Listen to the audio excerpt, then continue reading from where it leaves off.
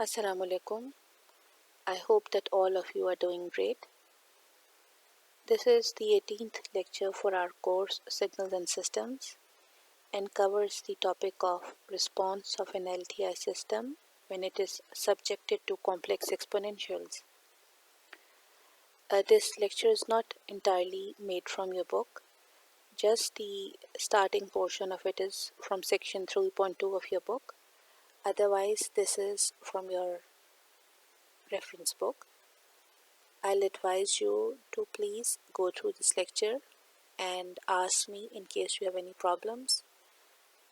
It is important for you to understand this lecture because this is included in our course obviously, and also an understanding of this lecture and the eigenvalues which are going to be covered in this lecture is important for you to apply transformation techniques to signals and systems. Before starting with the concept of an application of a complex exponential input to an LTI system, let's briefly go through the concept of eigenfunctions and eigenvalues. I hope that you have discussed this concept once during your course of differential equations. Even if you have not, worry not, we'll briefly go through the concept again. The concept is useful for the discussion which is going to follow. So, to understand what eigenfunctions and eigenvalues are, we have to go through an eigenvalue equation. An eigenvalue equation is an equation which involves an operator, a function, and the same function appearing in the output. So, an eigenvalue equation will look like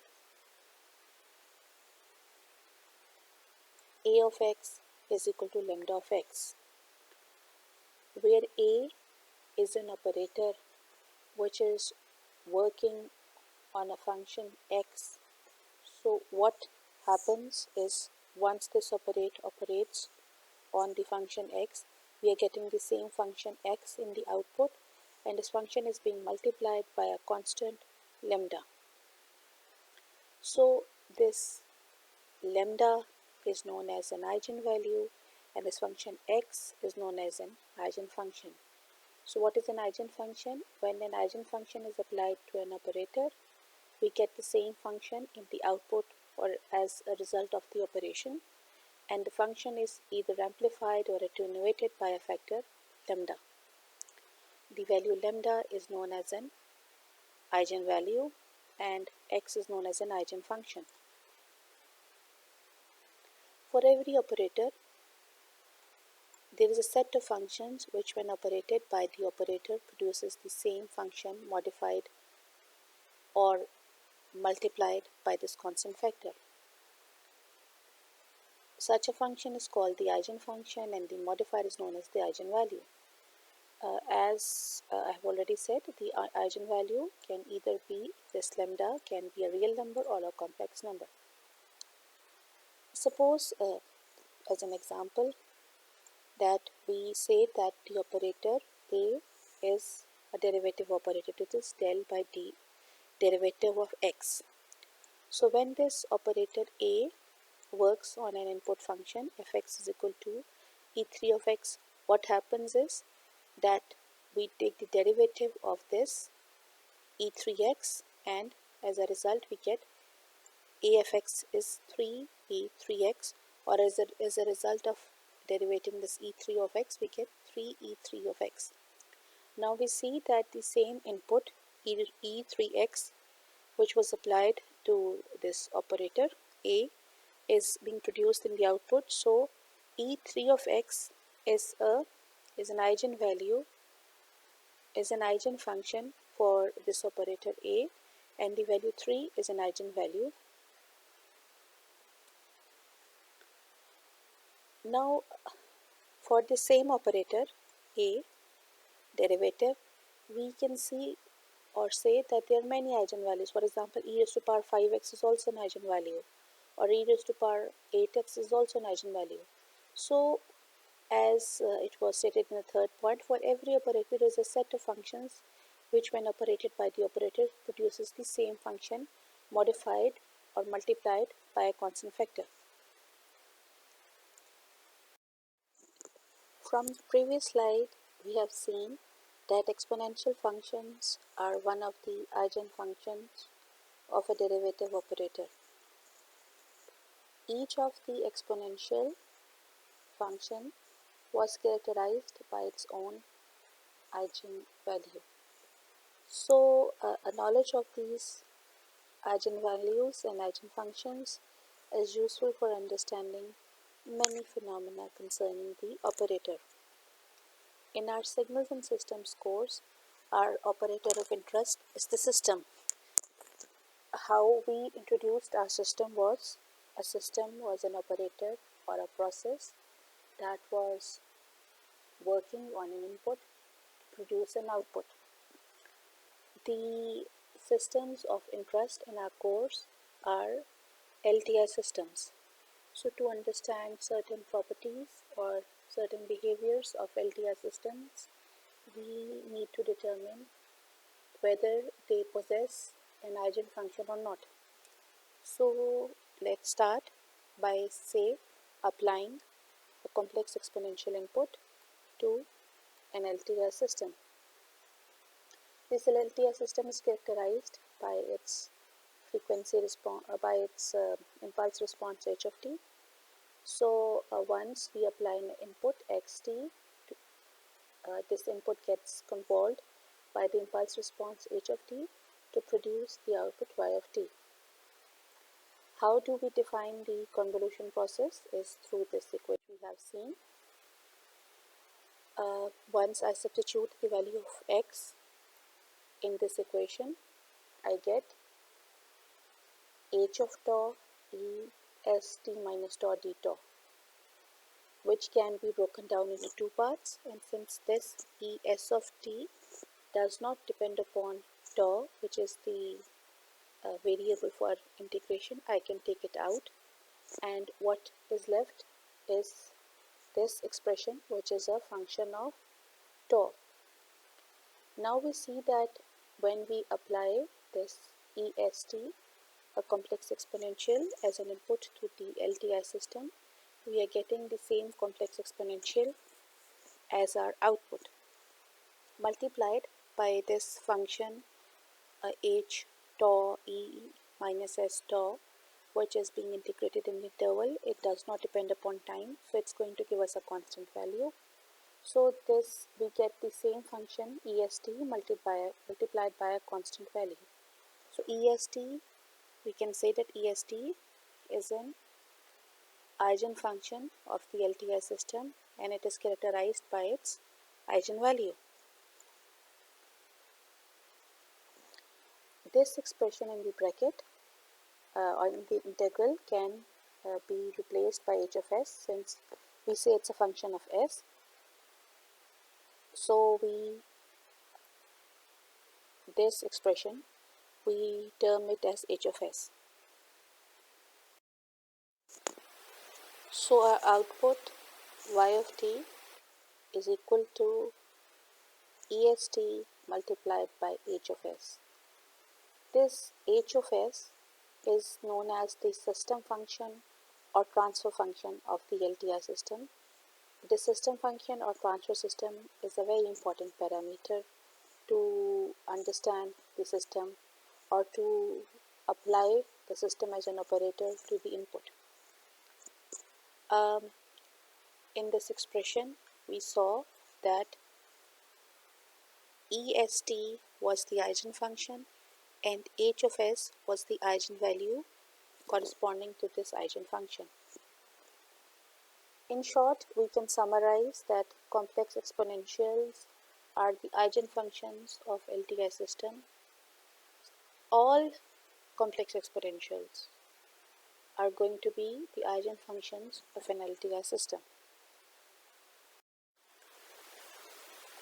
We just saw that complex exponentials are the eigenfunctions for a continuous time LTI system. Is this discussion true for discrete time LTI systems as well? Let's see. Say for instance, we have a discrete time LTI system which is characterized by its impulse response h of n, and we apply a complex exponential input of the form z of n, where z is a complex number. Again, the definition of a complex number implies that z has a real part and an imaginary part, or an imaginary part only, but it is a complex number. It can have a real part as well, but it must have an imaginary part. So when this complex input, or whenever this input is applied to the impulse response, convolution takes place, and this is what happens. Similar to the previous case, I took h of k as it is, and the input was flipped and shifted. This expression z of n can be separated from zn minus k, and since the summation is varying between minus infinity to infinity for the variable k, therefore z of n can be taken out from the summation sign and be replaced by a function. This summation can be replaced by this function h of z, and zn remains as such. So we applied this input z of n to the system h of n, and we are getting this z of n as an output. This implies that z of n is an eigenfunction and h of z is eigenvalue for the system. So similar to the case of a continuous time LTI system, for a discrete time LTI system as well, complex exponentials are the eigenvalues of LTI systems. To understand the significance of eigenvalues and eigenfunctions, let's do an example.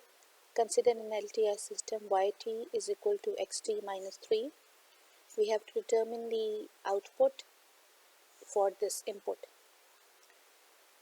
Now we see that this input is a complex exponential. So for this complex exponential, since it's an eigenvalue, complex exponentials are eigenvalues of LTI systems. When we apply this complex exponential to the system, we'll get the same complex exponential as the output multiplied by the corresponding eigenvalue.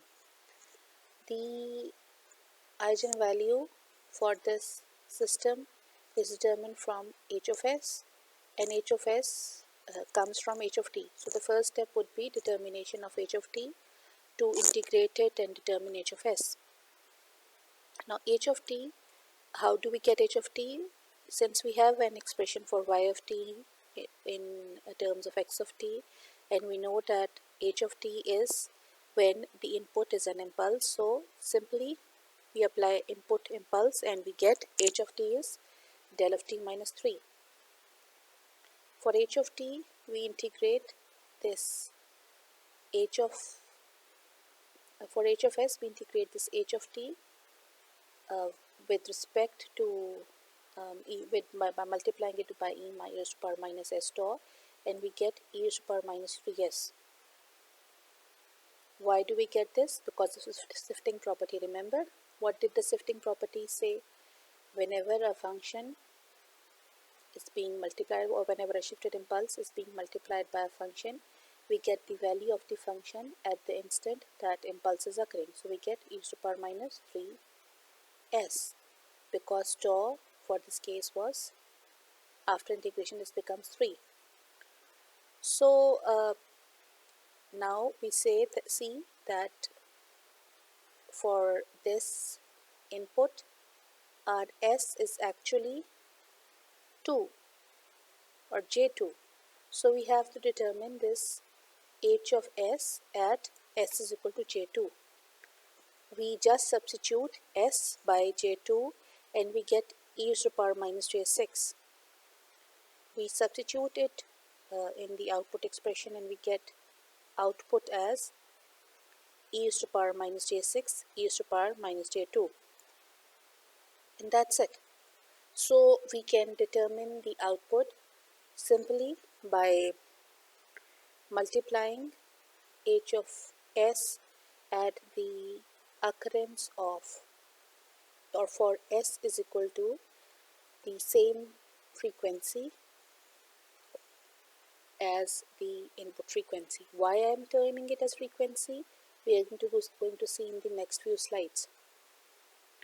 This example could have been done in another way as well. So in case you are wondering why didn't we use the other way, let's do it again. The second way was simply substituting. Since we had xt is ejt, so I simply substituted xt ejt over here and I got this. Obviously not every example is going to be as straightforward, but we can see that both these answers are the same. You are free to use any method if it is not mentioned, but in case I mention it, use the concept of eigenvalues or eigenfunctions. You have to use the, or you have to solve such questions using the first method. Now we just saw that whenever a complex exponential with a certain frequency is applied as an input to an LTI system, the output response is modified in accordance with an eigenvalue determined at the same frequency of occurrence as the eigenfunction. Why am I calling this frequency of eigenvalue is because of the following slide. So far we have seen that when an input exponential with a certain frequency is applied to an LTI system, we get the same exponential at the output multiplied by the eigenvalue at that frequency. So what happens when a sum of exponentials is applied as an input? The output, we can say that for each individual exponential, since the system is an LTI system, it is going to behave the same way.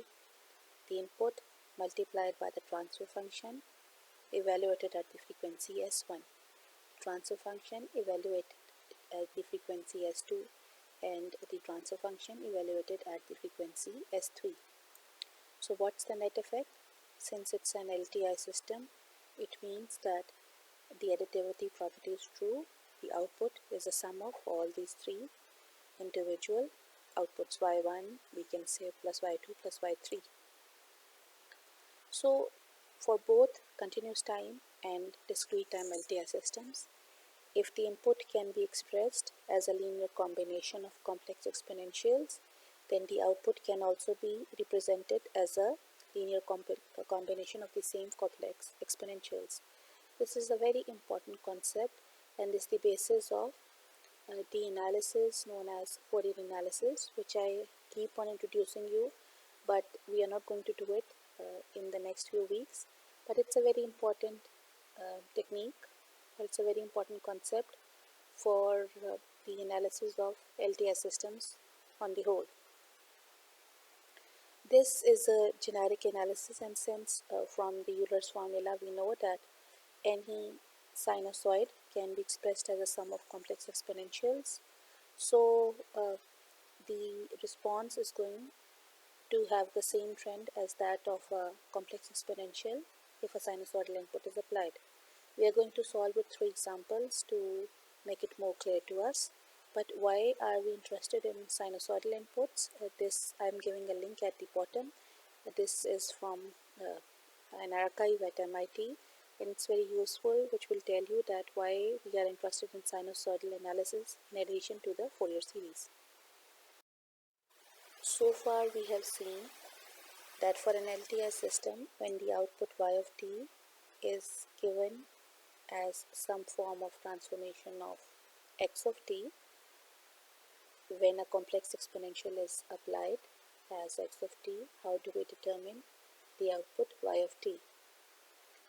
What happens when the LTI system is expressed in the form of a linear constant coefficient differential equation or LCCD equation? Say for instance, this is the differential equation which is given for the LTI system. When we solve this expression to form an explicit expression of y of t, we remembered that we proceeded by dividing the solution into two parts, yc of t and yp of t, where yc of t was the complementary solution or the initial condition solution or the transient response, and yp of t was the particular solution or the response due to the inputs or the steady state response. Naturally, this just the name or just how we determine those responses brings us to the conclusion that the particular response is going to be altered or is going to be modified or would be affected by the complex exponential input, because the yc part of the response was not dependent on the input. It was the response due to the system configuration and the initial conditions only.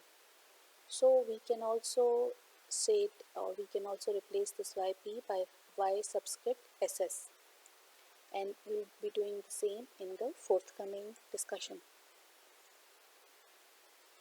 When we apply a complex exponential to the LTI system, we say that for a naught y ss of t, we get the output a naught y es of t. What was the output when the input is x es of t?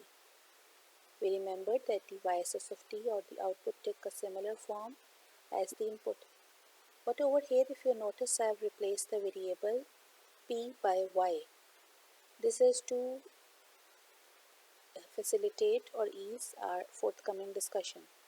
But it was up to you. You could have replaced this variable by p, but replacing it by y at this stage makes it easier for us to remember that this variable is due to y or output.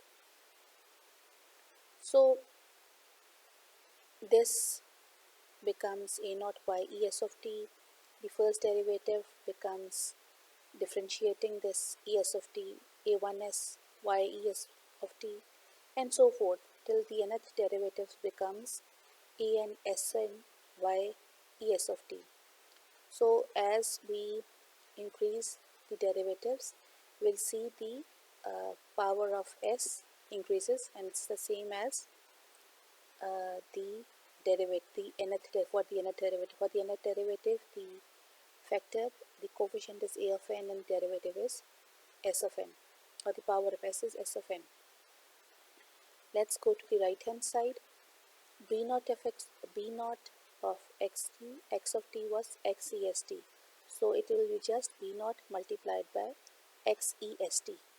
The first derivative of this term, if we differentiate it, this comes as s es1 of t, so this one becomes b1s x est. Similar to the case of the outputs, if we increase the order of derivatives, we'll see that for the mth derivative, we'll get s power m x es of t. On both sides, we'll see that es of t is appearing on the right hand side of the equation.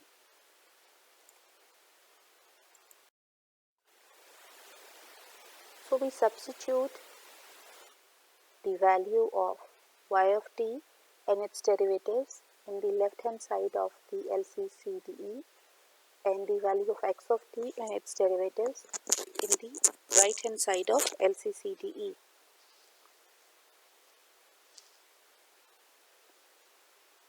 We get an equation like this, where I have taken y es of t common on the left hand side of the LCCDE and x es of t common on the right hand side of the equation. We can cancel e power st on both sides, and we'll be left with y on the left hand side and x on the right hand side. The only unknown in this expression is y. So how can we determine y is? We let y remain on one side and take this expression on the other side to form an expression like this. This expression in the brackets is known as the transfer function or the system function for the LCCDE and can be replaced by h of s. This h of s is again very vital in determining response of the system when it is subjected to the complex exponential input. Let's say that our input had this S1 factor or had this frequency S1 appearing. So we'll evaluate h of s at this frequency and multiply it by the input to get the steady state response. Let's suppose that our input is also a complex number, which means that it has a magnitude and a phase, and the input was occurring at a frequency S1 j omega 1. So what we'll do is we'll evaluate our transfer function at the frequency j omega 1. Again we get a magnitude and a phase at this frequency. So what's going to happen? What is the output? In the output we'll see that the steady state response, for the steady state response, the magnitude of x and the magnitude of h gets multiplied and their phases get added. If we are expressing such an exponential through its cosine and sine counterparts by applying Euler's formula, we'll see that it can be expressed in a form like this. If we look at this expression, it might look complicated, but we'll solve it through two examples to make the concept more clear to us. Now we're going to apply the concepts we have gained so far to determine the sinusoidal response for a system given by this differential equation. This system is subjected to the input xt is 5 cos of 2t plus 40 degrees. We remember that to determine the steady state response or the sinusoidal response, we have to do 3 steps. The first step is the determination of transfer function or system function h of s. The second step is the evaluation of transfer function at the input frequency, and the third step is multiplying the transfer function by the input to determine the output. So let's start with the first step, determining the transfer function. Continuing from the previous slide, the transfer function can be determined for an LCCDE by simply noticing that in the numerator the terms are coming from the right hand side of the input, and in the denominator the terms are coming from the output terms or the derivatives of the output. So the power of s is the power of the derivative. So in the input expression we notice that there is no derivative of x or input present, so we'll simply have a 10 in the numerator. For the denominator we have the maximum power of derivative of y as 2, so we'll start with s square plus 3 is the coefficient, plus 3s plus 2 in the denominator. So let's see whether this is a transfer function or not. Indeed, this is a transfer function. The second step is determination of transfer function at input frequency.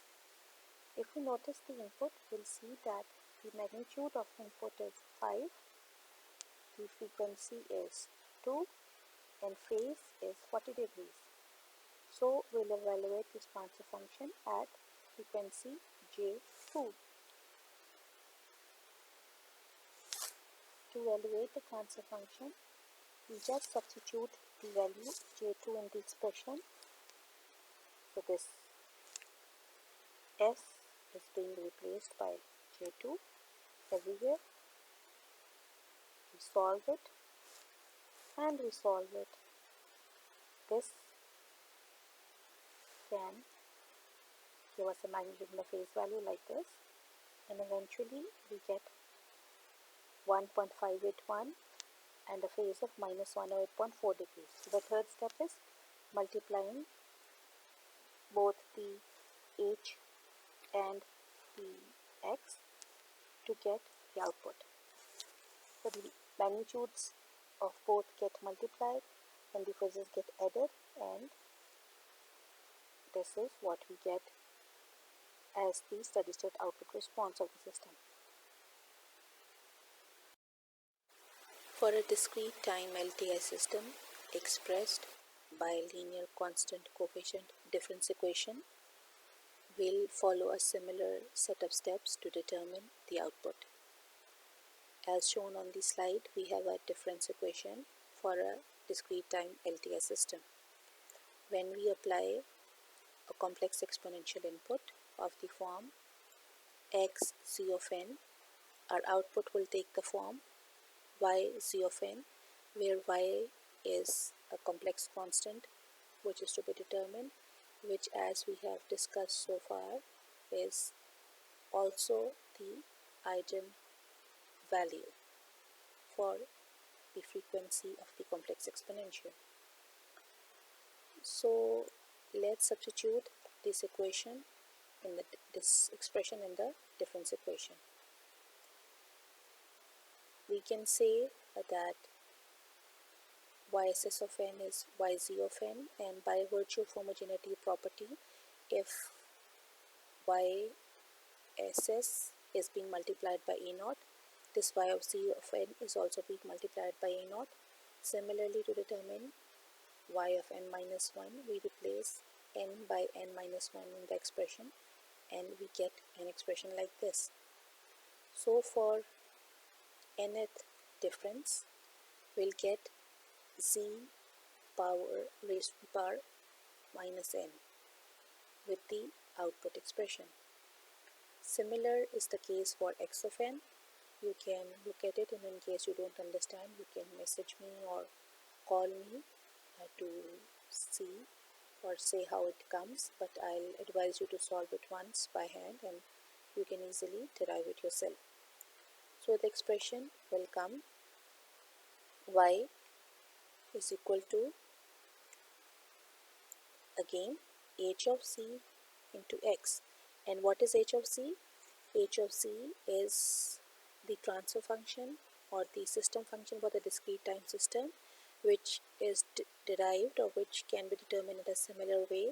We can see that the power of in the numerator, the expression is coming from the input terms, and the delay, the nth delay, is expressed by an expression z minus n coming next to the coefficient. Similarly, the n minus 1 delay will have minus n minus 1 and so forth. And similar is the case for the denominator, where the output terms are coming into the denominator and each delay term comes with a negative power of z.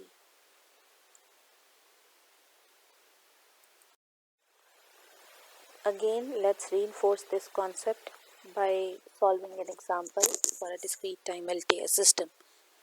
Let's say we have to find the steady state response of a discrete time system given by the difference equation. And the input is x of n is 5 cos of 0.01 n plus 5 degrees. Similar 3 steps. First step, determination of h of c or the transfer function. In the previous slide, when I introduced the transfer function, I introduced it with negative powers of z. It is your choice. You can use both negative powers of c or take the negative power common and use the positive powers. When you are using the negative powers of c, you have to take care of whenever you be substituting the frequency, it will be coming with a negative power.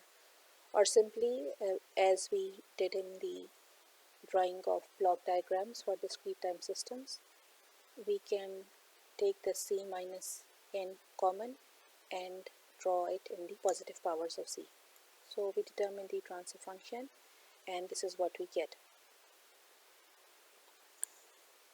Second step, evaluation of transfer function at the input frequency. If we look at the input, we'll see that the magnitude of input is 5, the frequency is 0.01, and phase is 5 degrees. So we'll evaluate this transfer function at j 0.01. Evaluating it by j 0.01 means that you will substitute c by e raised to the power j 0.01 in this expression, and you will proceed like this, and you will come at 0.996 minus 5.14 degrees. Third step is the steady state response, where we know that both the magnitude of x and h will be multiplied and the phases will add, and so we get the steady state response as shown. Now these series of steps to determine the steady state response, as I have mentioned earlier, is important for determining how the system behaves in the long run, and is used very often to determine the steady state response or the sinusoidal response of a system. This portion was not covered in a lot of detail in the textbook, and so I have given an example as a numerical problem for continuous time systems, and an example as a numerical problem for discrete time systems. Try solving this example yourselves. In case you have any difficulty, feel free to ask me and we can discuss it afterwards.